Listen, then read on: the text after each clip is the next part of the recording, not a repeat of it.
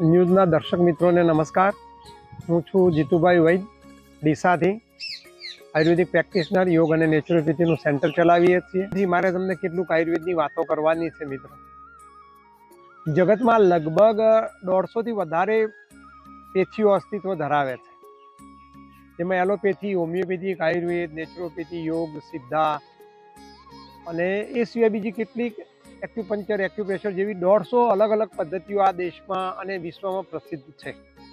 પણ એ બધી જ પદ્ધતિઓમાં આયુર્વેદ શ્રેષ્ઠ કેમ છે એ આપણે આજે ચર્ચા કરીશું. પદ્ધતિઓ બધી જ છે, બધી જ પદ્ધતિઓનો આશય છે ટુ સર્વ સફરિંગ હ્યુમેનિટી, મતલબ પીડાતી માનવતાનો સ્વાદ, કોઈ પણ દુઃખી દર્દીની સેવા કરવી, એ તમામ ચિકિત્સા પદ્ધતિઓનો આશય હોય છે. પણ આયુર્વેદ એમાં શ્રેષ્ઠતમ કેમ છે ના કેટલાક કારણો છે. આયુર્વેદ એક તો આપણી સંસ્કૃતિ છે, આપણા પ્રદેશની વસ્તુ છે, આપણા લોહી અને આપણા ડીએનએ સાથે આપણા વારસા અને સંસ્કૃતિથી રોકાયેલી છે. પહેલું કારણ તો એ છે કે આપણી પોતાની સંસ્કૃતિ છે, આપણા પોતાના ભાતીગળ સંસ્કૃતિ અને પોતાના ભાતીગળ સંસ્કૃતિના લાભો છે મિત્રો. બીજું, જગતની તમામ પદ્ધતિઓ ચિકિત્સા પદ્ધતિ છે, જેમાં સિર્ફ અને સિર્ફ રોગીની ચિકિત્સા કરવાની વાતો છે કે રોગ થયા પછી આ કરવું, રોગ થયા પછી બીજું કરવું. ત્યાં આયુર્વેદ એવી ચિકિત્સા પદ્ધતિ છે કે જેમાં ચિકિત્સા પદ્ધતિ તો છે જ, પણ ચિકિત્સા પદ્ધતિ સિવાય એ જીવન જીવવાની એક શૈલી છે, જીવનશૈલી પણ. જીવનશૈલી એટલા માટે કહી શકું કે આયુર્વેદની શરૂઆતનો જે મૂળ મંત્ર છે, જેને મોટો કહી શકીએ આપણે, મોટો ઓફ આયુર્વેદ, એમાં પ્રથમ શ્લોકમાં જ મહર્ષિ અગ્નિવેશે કહ્યું છે કે સ્વસ્થસ્ય સ્વાસ્થ્ય રક્ષણમ ચ વિકારશ્ચ રોગ પ્રશમનમ. મતલબ આ સંસ્કૃત શ્લોકનો અર્થ એવો થાય છે કે સ્વસ્થસ્ય સ્વાસ્થ્ય રક્ષણમ, જે સ્વસ્થ છે એવા વ્યક્તિના સ્વાસ્થ્યને કઈ રીતે ટકાવી રાખવું. માદા પડ્યા પછી ચિકિત્સાઓ બધી પદ્ધતિ કરે છે. જગતની કોઈ પણ ચિકિત્સા પદ્ધતિમાં આ સૂત્ર તમને જોવા નહીં મળે, જે WHO પણ હવે સ્વીકારવા માંડ્યું છે કે સ્વસ્થ જીવનશૈલી જ મોટી વસ્તુ છે. હોસ્પિટલોનું ખુલવું, રૂગ્ણાલયોનું વધવું, એને આપણે એમ કહીએ છીએ કે હેલ્થ ફેસિલિટીઝ વધી. મિત્રો પણ એ હેલ્થ ફેસિલિટીઝ નથી, એ વીક ફેસિલિટીઝ છે, સિક ફેસિલિટીઝ છે, જેમાં સિક એટલે દર્દીઓ માટે કામ લે છે. હેલ્થ ફેસિલિટીઝ એને કહી શકાય કે આયુર્વેદ છે, યોગ છે, પ્રાકૃતિક આહારો છે, આ બધું એ હેલ્થ સેક્ટર ગણાય, જેમાં તંદુરસ્તી મળે છે આપણને. અને તંદુરસ્ત સેક્ટરની એક વાત છે જે આયુર્વેદે આપણને આપી છે અને કહ્યું છે સ્વસ્થસ્ય સ્વાસ્થ્ય રક્ષણ. તમે શું ખાઓ તો માદા ન પડો. તમારા સ્વાસ્થ્યનું રક્ષણ તમે કઈ રીતે કરી શકો તો તમને જગત પરની કોઈ પણ પદ્ધતિમાં આયુર્વેદ જેટલું સૂક્ષ્મતમ અને ગહન વિજ્ઞાન નહીં મળે મિત્રો. એક આયુર્વેદે કહ્યું છે કે માદા પડવા એ ખરેખર કુદરતનો કોપ નથી, પણ આપણા જ આહાર વિહારની ભૂલોના લઈને આપણે માદા પડીએ છીએ. અને આપણી માંદગીને આપણે પછી ઈશ્વર ઉપર ચડાવી અને કર્મના બોધ અને કર્મના નામે કરીએ છીએ, તે ચરકને મંજૂર નથી. ચરક એવું કહે છે કે તમારી બીમારીનું કારણ તમે જ છો. તમારા આહાર વિહારો જો યોગ્ય ના હોય, તમારું રહેણી કહેણી, ખોરાક, એના માટેના બે શબ્દો છે આહાર અને વિહાર, આ બંને પાયા જો અનુકૂળ ના હોય તો રોગ આવે છે. એટલે વધુ એટલું પણ આપણે કહી શકીએ કે વર્તમાન સમયમાં રોગ આવતો નથી, પણ આપણે બોલાવીએ છીએ એવું કહું તો પણ વધારે પડતું નથી. રોગ શરીરમાં ખરેખર આવતો નથી, પણ એને બોલાવવામાં આવે. કયા સમયે શું ખાવું, કયા સમયે શું પહેરવું, કયા ખોરાક સાથે કયો ખોરાક ખાવો, કઈ ઋતુમાં કયા કપડાં પહેરવા, ક્યારે ગરમ પાણી પીવું, ક્યારેક ઠંડુ પાણી પીવું, આ બધી જ બાબતોનો સૂક્ષ્મતમ જે વિચાર આયુર્વેદે કર્યો છે તે આપણે જીવનશૈલીમાં ઉતારતા નથી. દુર્ભાગ્યપૂર્ણ વર્તમાન પરિસ્થિતિમાં એવું બન્યું છે કે આપણી પાસે સોશિયલ મીડિયા આવ્યું અને જ્ઞાનનો વિસ્ફોટ થયો છે. પણ જ્ઞાનના વિસ્ફોટમાં માહિતી મળે છે, ખરેખર જ્ઞાન નથી. એટલું ભદ્ર જ્ઞાન પીરસવામાં આવ્યું છે જેમાં આયુર્વેદના મૂળ મંત્રો માર્યા ગયા. જેમ કે આયુર્વેદ વિશે એક ભ્રામક માન્યતા એવી પણ ચાલે છે કે જમ્યા સુધી 45 મિનિટ સુધી પાણી ન પીવું. આયુર્વેદમાં ક્યાંય આવું લખ્યું નથી મિત્રો. આયુર્વેદે લખ્યું છે કે તરસ લાગે ત્યારે પાણી પીવું અને ભૂખ લાગે ત્યારે ખાવું. એમાં મિનિટોનો ક્યાંય ઉલ્લેખ જ નથી. એટલે ભદ્ર જ્ઞાને આપણા સ્વાસ્થ્યને બહુ મોટું નુકસાન પહોંચાડ્યું છે મિત્રો. તો આપણે આજે આપણી આ ન્યૂઝ ચેનલના માધ્યમથી આયુર્વેદની મૂળ મંત્રો, મૂળ વ્યાખ્યાઓ કરીશું અને એના વિશે જાણીશું. આયુર્વેદનો મતલબ આયુ પ્લસ વેદ. આયુ એટલે જીવન, જન્મથી માંડીને મૃત્યુ સુધીનો જે સમય છે એને આયુ કહ્યો છે. અને વેદ મતલબ વિશિષ્ટ જ્ઞાન. કોઈ રોગનું જ્ઞાન નથી, પણ માણસ જન્મે છે, ગર્ભાવસ્થામાં આવે છે, માના ત્યાંથી માંડીને છેક મૃત્યુ સુધીની તમામ ક્રિયાઓ કલાપો સાથે આયુર્વેદ સંકળાયેલું છે. જેમાં ખાવાના ખોરાકોથી માંડીને ગર્ભાવસ્થા દરમિયાન ગર્ભિણીએ કઈ રીતે રહેવું, કયા કપડાં પહેરવા, કયા ખોરાક આહાર વિહાર લેવા, કયા મંત્રોચ્ચાર કરવા, કે જેથી કરીને આવનાર સંતતિ, એક વસ્તુ બહુ ધ્યાન રાખવા જેવી છે. આયુર્વેદે ખાલી સંતતિ ઉપર ભાર નથી આપનો, પણ એવું કહેવામાં આવ્યું છે કે આવનાર સંતતિ શ્રેષ્ઠતમ બને, સ્વસ્થ બને અને માનસિક દ્રષ્ટિએ સમૃદ્ધ બને. આપણે ત્યાં સંતાન પ્રાપ્તિના આ 3 મંત્રો મહત્વના હતા અને આ 3 મંત્રો આયુર્વેદમાં બહુ બાખુબીપૂર્વક વણી લેવામાં આવ્યા છે. અને આ માટે જ આયુર્વેદ શ્રેષ્ઠતમ છે. બીજા બધા જ્ઞાનો નીચા છે એવું કહેવાનો કોઈ આશય નથી, પણ આયુર્વેદ શ્રેષ્ઠતમ હોવાનું કારણ એ છે કે એને આ બધી જ વસ્તુઓને વણી લીધી છે. તમે એલોપેથીમાં મોદા પડીને જાઓ તો તમને ડૉક્ટર દવા આપે, પણ શું ખાવું, શું પીવું, કઈ રીતે બેસવું, ઓઢવું, કઈ રીતે સૂવું, આ બધી જ જે દિનચર્યા છે અથવા ઋતુચર્યા, ઋતુ અનુરૂપ જે ઋતુચર્યાઓ છે એ તમને આયુર્વેદ સિવાય કોઈ નહીં સમજાવે. અને એના માટે આપણે આયુર્વેદનો ગહનતાનો અભ્યાસ કરવો જરૂરી છે. કેમ કે આયુર્વેદ જ્ઞાન ઉપરાંત જીવનશૈલી છે, આપણે આ જીવન સાથે જોડાયેલી છે. આપણા પૂર્વજો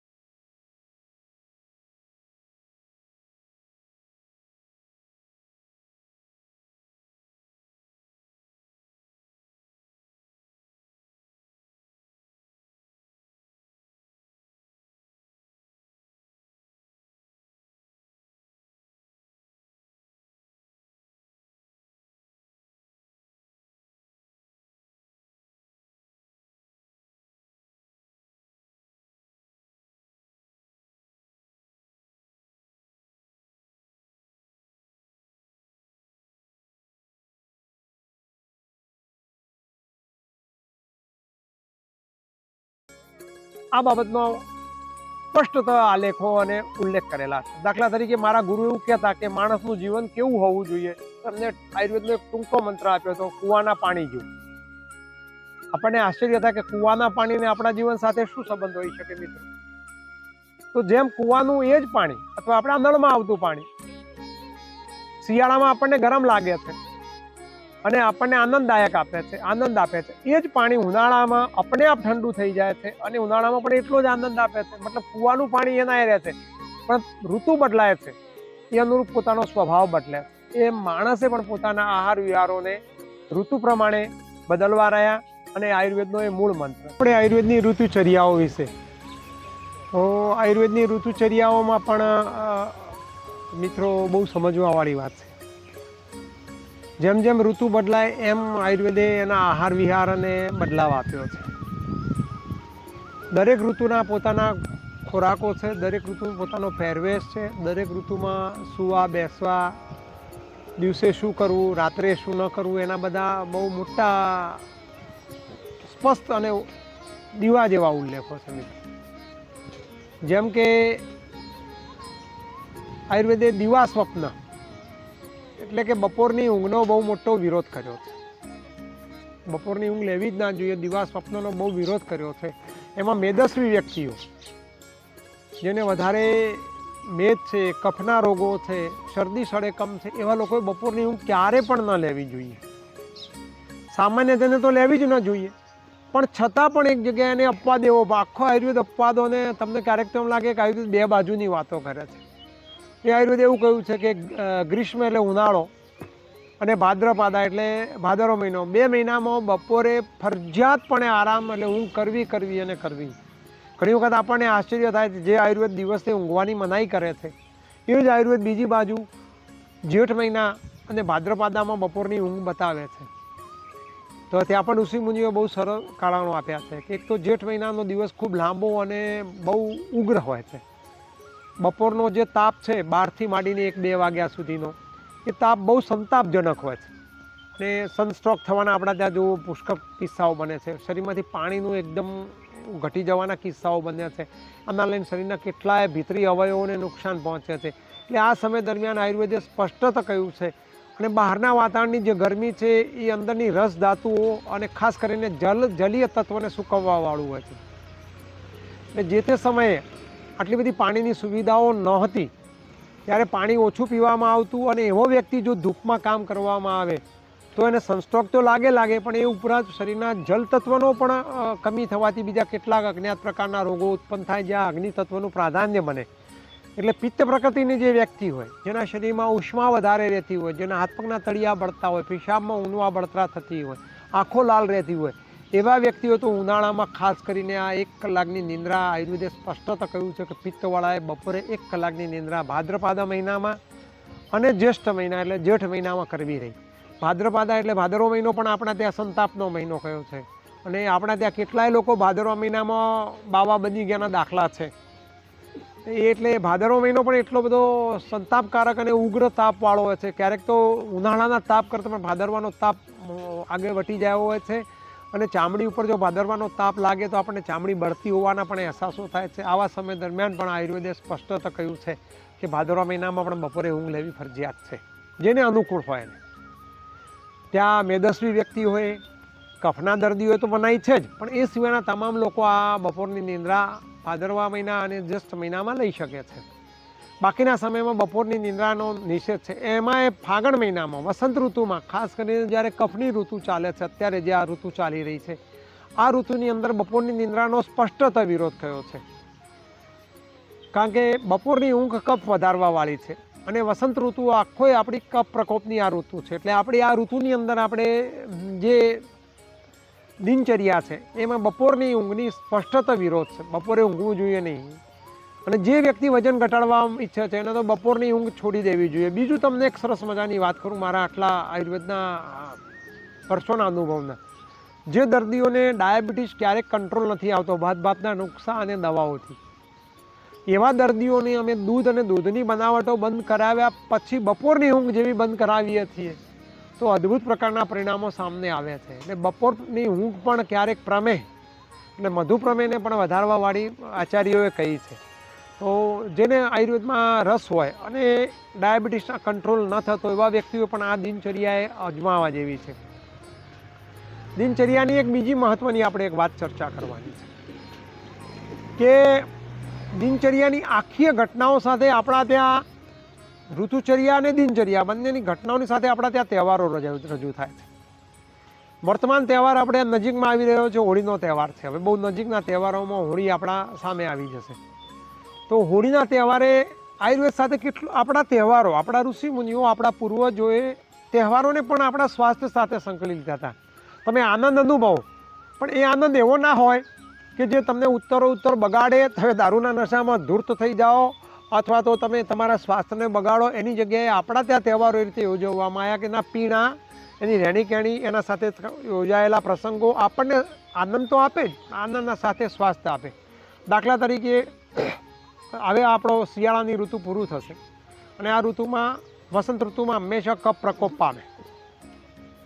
એટલે ચૈત્ર મહિનાના શરૂઆતના 4 દિવસોને આયુર્વેદે યમ દ્રષ્ટા કહ્યો છે. દ્રષ્ટા ચૈત્ર મહિનાના શરૂઆતના 8 દિવસો છે એમાં યમની દાઢ ખુલે અને આપણે ત્યાં ગઢિયાઓ પણ કહેતા ચૈત્ર મહિનામાં રોડિયું પડે. આપણે ઉત્તર ગુજરાતનો સરસ મજાનો આ તળપદી શબ્દ છે કે રોડિયું પડતું અને લાખો લોકો એની અંદર રોગના ભોગ બની અને મરી જતા. આપણે 2-3 વર્ષ પહેલાં કોરોનામાં પણ આ સમયગાળો આપણે ફેરફાર કરી જોયો છે. તો એ સમય દરમિયાન કોરોનામાં આપણે જોયું કે આ ચૈત્ર મહિનાના સમયમાં આપણે ઘણા બધા આપણા મિત્રો સ્વજનોને આપણે ગુમાવ્યા. તો ચૈત્ર મહિનાની અંદર પણ આ રોગ ન થાય એટલા માટે આપણા ત્યાં હોળી નામનો આ સરસ મજાનો તહેવાર ગોઠવવામાં આવ્યો છે. તો હોળીના તહેવારની અંદર તમે જુઓ તો આપણે ત્યાં ખજૂર, ધાણી, ચણા અને આવા સૂકા દ્રવ્યોનો વપરાશ આપણા ત્યાં છે. હવે ખજૂર, ચણા આ બધું કફને નાશ કરવાવાળું છે. કફ જે આ ઋતુમાં થાય, તમે આ જ પ્રકારના દ્રવ્યો લો, આ બધા એને એન્ટીડોટ છે અથવા થયેલા કફને મટાડવાવાળા છે. એટલે આપણે ત્યાં ખજૂર, ધાણી અને ચણાનો વિશેષ આ ઋતુમાં મહિમા ગણાય છે. અને આપણે આ ઋતુની અંદર બધા એકબીજાને ત્યાં હોળીના ચારે બાજુ પ્રદક્ષિણા કરી અને ધાણી અથવા ચણા ખાવાનો એક રિવાજ છે. હવે હોળીના તહેવારની એક સરસ મજાની વાત મારે તમને કરવી છે બીજી, કે આપણા ત્યાં એક કહેવત એ પણ છે કે હોળીનો ભડકો જોયા પછી કૂતરાના બચ્ચા બચી ગયા છે. જે કૂતરીના ગલુડિયા હોય એને જન્મ આપ્યો શિયાળા સમય દરમિયાન, એ હોળી સુધી મેક્ઝિમમમાં કેઝ્યુલિટીમાં આવે. મેક્ઝિમમ પારો વાયરસ જે કહે છે પ્રાણીઓમાં ફેલાતો પારો વાયરસ, એનો મેક્ઝિમમ કેઝ્યુલિટી હોળી સુધીની હોય છે. જેવો હોળીનો ભડકો થાય પછી એ વાયરસની અસર ઘટવા માંડે છે. એટલે જ આપણા ગેડિયાઓ એ વખતે આ બધું એમને ખ્યાલ નહોતો કે પારો વાયરસ શું છે અથવા એની કેઝ્યુલિટી શું છે, પણ એમને એટલું કહેલું કે ભાઈ હોળીનો ભડકો જે કૂતરાનું બચ્ચું જોઈ જાય એ સંપૂર્ણપણે પછી એનું જીવન નિર્વાહ પૂરો કરી લે. એટલે હોળી પહેલાં જેટલા કૂતરાના બચ્ચાનું ફેટલ થવાનું એ થઈ જતું હોય છે. એટલે હોળી પછી વાયરસોનો પ્રભાવ ઘટવા માંડે છે અમુક પ્રકારના, અને સ્વસ્થતા મળે. ખાસ કરીને તમે જોજો કે નવજન્મ શિશુઓને આપણે હોળીની આજુબાજુ પ્રદક્ષિણા કરાવીએ છીએ, એને લઈને પ્રદક્ષિણા કરવાનો એક રિવાજ છે. તો એ રિવાજમાં મિત્રો એવું છે કે તમને મારે સમજાવવું છે કે શિયાળાની ઠંડી પછી સીધી ઉનાળાની ગરમી આવતી હોય છે. વચ્ચે આપણે હોળીનો એક તહેવાર જબરદસ્ત ગોઠવ્યો છે. એ અગ્નિનો તહેવાર છે મિત્રો. જો સામે ઉનાળો છે, ખરેખર તો અગ્નિનો તહેવારો શિયાળાની શરૂઆતમાં આવવી જોઈએ, એટલે દિવાળીની આસપાસમાં તમારે અગ્નિનો તહેવાર કરવો જોઈએ. પણ આપણા ઋષિમુનિઓએ તમે જુઓ ઉત્તરથી ઠંડીએ અગ્નિનો તહેવાર મૂક્યો છે. શા માટે ભાઈ? તો હોળીની અંદર જે ઔષધિઓ નાખવામાં આવતી, જેના વડે હોળી પ્રગટાવવામાં આવતી, આજકાલ તો આપણે પ્રદૂષણ જ કરીએ છીએ. તો હોળીની અંદર જે જડીબુટીઓ વાપરવામાં આવતી, જે વૃક્ષો વાપરવામાં આવતા, એ વૃક્ષોના દહનથી આસપાસમાં જે વાતાવરણ ફેલાતી એમાંથી જે સુગંધ નીકળી, જેને એરોમા થેરાપી આજના વિજ્ઞાન કહે છે. સુગંધનું તંદુરસ્તી, સુગંધની એક ઔષધ રૂપે ઉપયોગ થાય છે. તો સાદો એક દાખલો છે કે મરચું કોઈ એક વ્યક્તિ ખાય મિત્રો તો એ પોતાનો મોં બાળે, પણ મરચાંને આપણે થોડું હવામાં ઉડાડીએ તો આસપાસ લોકો સુધી પહોંચે.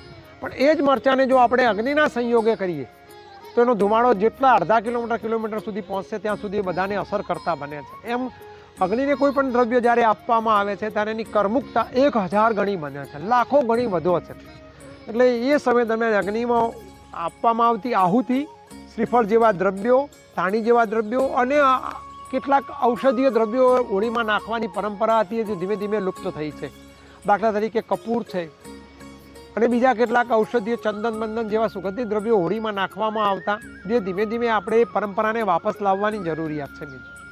બીજું એક વાત છે, એક સાદો દાખલો મારે તમને આપવો છે કે એક કાચની બોટલ જો ફ્રીજમાંથી આપણે રાખી હોય અને બહાર કાઢીને એમાં સીધું ગરમ પાણી ભરવામાં આવે મિત્રો, તો એ બોટલ તરત તૂટી જશે. ઠંડીમાંથી જેવું કોઈ પણ ગરમ પદાર્થનો સંસર્ગ આવે તો તૂટી જાય. હવે એ જ ઠંડી બોટલને તમારે ગરમ પાણી તરત ભરવું હોય તો એ જ ઠંડી બોટલને તમે થોડાક સમય માટે ગરમ પાણીમાં અથવા નોર્મલ ટેમ્પરેચરના પાણીમાં રાખી મૂકી અને પછી તમે કાં તો ગરમ પાણી તરત નાખી હલાવી અને ફરી ગરમ પાણી ભરશો તો એ બોટલ તૂટતી નથી. સેમ વિજ્ઞાનના અનુસંધાને આપણા ત્યાં અહીંયા હોળીનો તહેવાર મૂકવામાં આવ્યો છે. શિયાળામાં તમે સીધા ગરમીમાં ઉનાળામાં જાઓ તો તમારું શરીર એ પરિવર્તનને તૈયાર થવા માટે, અનુકૂળ થવા માટે તૈયાર નથી હોતું. એ સમય દરમિયાન આપણે કૃત્રિમ પ્રયોગ કરી લઈએ છીએ, એ છે હોળીનો પ્રયોગ. અને આ કૃત્રિમ પ્રયોગના મદદે આપણે આપણા શરીરને એક પ્રકારની હૂંફ આપી દઈએ છીએ. આ હૂંફના 2 ફાયદા છે. મેં કહ્યું એરોમા થેરાપી તો છે, જે સિવાયના બીજા 2 ફાયદા છે. એક તો વસંત ઋતુ દરમિયાન તમારા શરીરમાં જે કફ જામ્યો હોય એની ગરમીથી પીગળી અને નીકળી જાય, કારણ કે ગરમીથી હંમેશા કફ છૂટવો પડે. કફ એ પાણીનું જલ તત્વનું સ્વરૂપ છે. અને બીજું, તમારું શરીર પેલી સીસીની માફક આવનારી ગરમી માફક થોડુંક ગરમ થઈ જાય, એટલે આવનારી ગરમીને તમે ઇઝીલી સહન કરી શકો અને તમને કોઈ પણ પ્રકારના બીજા વ્યાપક રોગો ન લાગવું પડે. એટલું જબરદસ્ત અને સાયન્ટિફિકલ આ રીઝન હોળીનું છે આપણા ત્યાં. અને હોળી ખરેખર જેવા તેવા લાકડાઓની બદલે છાણા, સારા લાકડા અને ઔષધીય દ્રવ્યો એની અંદર નાખીને જો પ્રગટાવવામાં આવે તો એનો બેનિફિટ્સ આસપાસના વાતાવરણમાં એક પ્રકારનો આ મહાયજ્ઞ આપણે ગણી શકીએ. હોળી સાથે બીજી કેટલી કિંવદંતીઓ જોડાઈ હોય, પણ મુખ્ય આશય આપણા ત્યાં આપણા તહેવારોનું આરોગ્યને લક્ષીને જ ગોઠવવામાં આવ્યું છે. આ જ પ્રમાણેનો એક તહેવાર છે શારદીય નવરાત્રિ. અત્યારે ચૈત્રી નવરાત્રિ આવશે, એવી ને એવી શારદીય નવરાત્રિ આવે છે શરદ ઋતુમાં. હવે જુઓ મિત્રો, આ પણ એક બહુ મહત્વનો પ્રયોગ છે. શરદ ઋતુ એટલે ભાદરવા મહિનાનો તાપ બરાબર તપ્યો હોય. મેં હમણાં જ કહ્યું ભાદરવાદાનો તાપ બહુ તીખો હોય છે અને એ સમય દરમિયાન પછી શરદ એકદમ ઠંડી શરૂ થઈ જાય છે. શરદ પૂનમથી આપણે એકદમ વાતાવરણમાં ઠંડક આવે, આપણે ઓઢવું પડે. હવે જો ગરમીમાંથી તમે સીધા ઠંડીમાં જાઓ તો મેં કહ્યું એમ એટલે ગરમ શીશીમાં ઠંડુ પાણી નાખો ને શીશી તૂટી જાય. એ જ રીતે ગરમ શરીર જો ઠંડા વાતાવરણમાં પ્રવેશ કરે તો શરીરની કેટલી ધાતુઓને વૈમનસ્ય ઉત્પન્ન થઈને દુઃખ થાય. એ સમય દરમિયાન આપણા ઋષિમુનિઓએ, આપણા પૂર્વજોએ શારદીય નવરાત્રિનો એક પ્રયોગ માન્યો છે. અને નવરાત્રિમાં પાછું ખાસ એક વસ્તુ છે કે રાત્રે ગરબા ગવાય મોડે સુધી. દુર્ભાગ્યપૂર્ણ આપણે નવરાત્રિના મૂળ આદરને ભૂલી ગયા છીએ. શરદ પૂનમમાં સુધી આપણે ત્યાં ચંદ્ર સેવનનો બહુ મહિમા આયુર્વેદે કહ્યો છે કે શરદ ઋતુ આખી ચંદ્રના કિરણોનું સેવન કરવું જોઈએ. એટલે આપણે શરદ પૂનમમાં તમે જુઓ, આપણે ચાંદના પ્રકાશની અંદર ખીર મૂકીએ છીએ, પૌવા મૂકીએ છીએ અને ખાઈએ છીએ. એનું મૂળ કારણ આ છે કે શરદની જેટલી બી ગરમી અને ઠંડી આવવાની હોય પહેલાં આપણા શરીરને ઠંડુ કરી લેવું. એ સમય દરમિયાન તમે જુઓ કે નવરાત્રિમાં મોટે ભાગે નવરાત્રિના તહેવારમાં પણ એક સરસ મજાનો અદ્ભુત આઈડિયા અને માનવામાં આવ્યો છે કે ખાસ કરીને બહેનો નવરાત્રિના ગરબા ગાય. આપણા ત્યાં પુરુષોના ગરબાનો રાસ બહુ ઓછો હતો. નવરાત્રિ સ્ત્રીઓને સમર્પિત, શક્તિનો પર્વ માન્યું છે, સ્ત્રીને સમર્પિત છે. કેમ કે નવરાત્રિના એ ગરબા દરમિયાન સ્ત્રીઓ ઘર બહાર નીકળી અને નવરાત્રિના ગરબા ગાય તો એના લીધે એના ઘરના પુરુષ વર્ગને ફરજિયાતપણે બાર ચંદ્રમાના પ્રકાશમાં આવવું પડે. એના પરિવાર આવે, એના બાળકો આવે. અને નવરાત્રિ બિલકુલ નો લાઇટ્સ, હું તો લાઇટ્સનો બહુ વિરોધી છું. જો તમારે નવરાત્રિના મૂળભૂત બેનિફિટ્સ લેવા હોય તો આછા ચંદ્રના પ્રકાશમાં ઓછા સંગીત સાથે, આપણા ભારતીય સંસ્કૃતિ સાથેના સંગીત સાથે જો એ નવરાત્રિ મનાવવામાં આવે તો એ તહેવાર મેં કહ્યું એમ આનંદ તો આપે જ છે પણ સાથે સ્વાસ્થ્ય પણ આપે છે. અને એટલે જ ઋષિમુનિઓએ સ્ત્રીઓ માટે શક્તિરૂપ કરી અને એ વખતે પણ શારદીય નવરાત્રાની અંદર આ કલ્પના કરી છે. બંને આયુર્વેદે શારદીય નવરાત્રા પછીનો જે સમય માન્યો છે કારતક મહિના સુધીનો, એને પણ યમદ્રષ્ટા કહ્યો છે. યમદ્રષ્ટા, દ્રષ્ટાની દ્રષ્ટા મતલબ કે યમની દાઢ. આ વર્ષમાં 2 સમય દરમિયાન યમની દાઢ ખુલે અને મેક્ઝિમમ લોકો એ દાઢમાં સપડાય. તો આપણે નહીં કહેતા કોઈને મેં દાઢમાં રાખ્યો છે, એમ યમરાજની દાઢમાં તમે જો આવી જાઓ તો તમારા માટે મૃત્યુથી વિશેષ કશું હોતું નથી. એટલે આ બંને ઋતુઓમાં યમની દાઢ ખુલે તો પણ તમે તમારું રક્ષણ કરો એ માટે આપણે ચૈત્રી નવરાત્રા અને શારદીય નવરાત્રા કહેવામાં આવ્યું છે. આ નવરાત્રિ દરમિયાન આપણે ત્યાં ઉપવાસ, નિર્જળા ઉપવાસ અથવા તો એક ટાણું લઈ અથવા અલ્પાહાર અથવા ફલાહાર, આ બધું કરીને આપણે ત્યાં શરીરને સ્વસ્થ રાખવાની એક જબરજસ્ત ક્રિયા આ ઋતુચર્યાના આધારિત ગોઠવવામાં આવી છે. અને એટલે જ શરદ પૂનમ સુધી આપણે ત્યાં એવું કહેવામાં આવ્યું છે કે શરદ પૂનમ સુધી ચંદ્રનું સેવન કરવું જોઈએ. અને એટલે જ ત્યાં શારદીય નવરાત્રિની અંદર રાસ ગરબા, બટાકા પૌવા, દૂધ પૌવા અને ચંદ્રમાના શીતલ કિરણોનું સેવન કરવામાં આવ્યું છે. એ ભાદ્રપાદામાં શરીરને તપ્ત થયેલી ધાતુઓ, તપ્ત થયેલા પિત્તને જો શમન કરવામાં ના આવે તો કારતક મહિનાની અંદર એ પિત્ત હંમેશા જ્વરનું રૂપ ધારણ કરે છે અને જ્વર થાય છે. તો જ્વરથી બચવા માટે પણ આપણે ત્યાં એ ઋતુચર્યાનો અનુભવ કરવામાં આવ્યો છે. એવું જ હમણાં ચૈત્ર મહિનામાં આપણા ત્યાં એક નવું એવું વ્રત આવશે, એ છે ચૈત્ર પ્રતિપદા વર્ષની શરૂઆતથી આપણે લોકો લીમડાનું સેવન કરીએ છીએ. હવે ઘણી વખતે આપણને એમ થાય કે આ બધું શું છે, તો આયુર્વેદે ઘણા બધા એન્ટીડોટ મૂક્યા છે જે આપણી હજુ વિજ્ઞાન ત્યાં સુધી પહોંચ્યું નથી. મને ભરોસો છે કે વિજ્ઞાન એકનો એક દિવસ જરૂર આ બધી વસ્તુનો ખુલાસો કરશે અને સત્ય લોકો સમક્ષ આવશે. કારણ કે આયુર્વેદે જે કહ્યું છે સનાતન સત્ય છે. જેમ જેમ મારો આયુર્વેદનો અભ્યાસ વધતો જાય છે, જેમ જેમ હું એના ઊંડાણમાં ઉતરતો જાઉં છું, એમ મને એક વસ્તુ એની સાયન્ટિફિકલ લાગે છે. ટોટલી પ્રયોગો, ટોટલી વસ્તુ બિલકુલ વિજ્ઞાન સાથે છે. એટલે કોઈ એમ કહેતું હોય કે આયુર્વેદ વિજ્ઞાનનું વિરોધી છે અથવા વિજ્ઞાન આયુર્વેદનું વિરોધી છે તો સદંતર માન્યતા ભૂલ ભરેલી છે મિત્રો. હવે આપણે ચૈત્ર મહિનાની વાત કરીએ તો ચૈત્ર મહિનાની શરૂઆતમાં આપણે ત્યાં એક તો બહેનો માટે ખાસ કરીને ઓખાહરણ વાંચવાની એક આપણી ટ્રેડિશનલ પદ્ધતિ છે. મોટે ભાગે અમારા મહેસાણા જિલ્લામાં તો લગભગ ઘરો એવા હતા જ્યાં ઓખાહરણ વંચાતું. અને મા બેન દીકરીઓ, ખાસ કરીને કુંવારી દીકરીઓ અને ભાભીઓ હોય જે હોય અમુક ઉંમર લાયકની, એમને ફરજિયાત અલુણા વ્રત કરવું પડતું. કોઈ 15 દિવસ કરતું, કોઈ 8 દિવસ કરતું, કોઈ ચૈત્ર મહિનાનો આખો મહિનો અલુણું મતલબ લૂણ, મીઠું ન ખાય.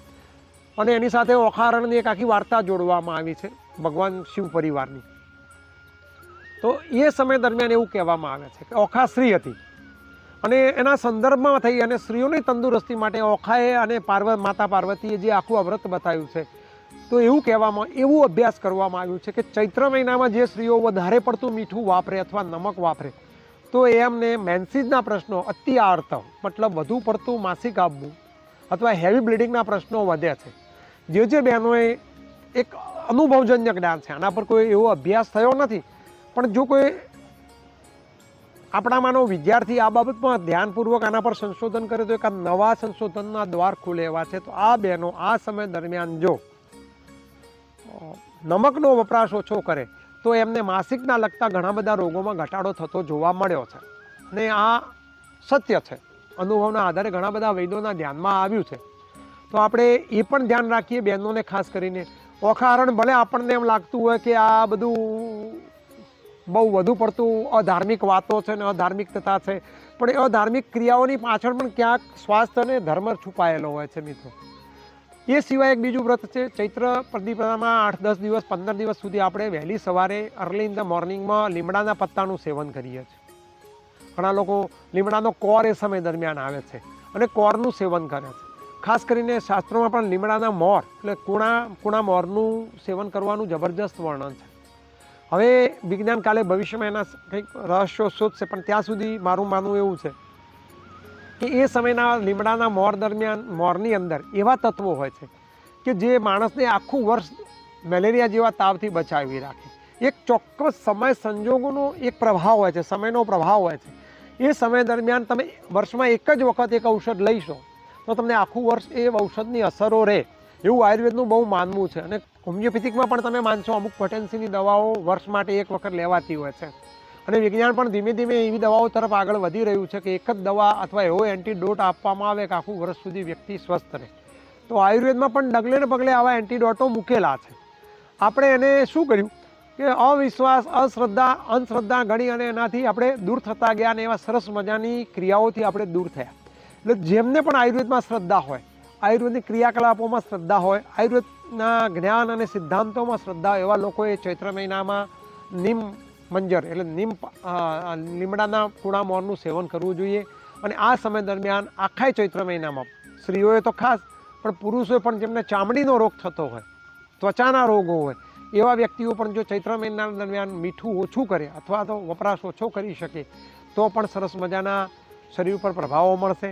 આમ ઋતુચર્યામાં પણ અલગ અલગ એટલી બધી અસંખ્ય વાતો છે જે આપણે ભવિષ્યમાં ક્યારેક કરતા રહીશું. જય હિન્દ, જય જવાન મિત્રો, નમસ્તે.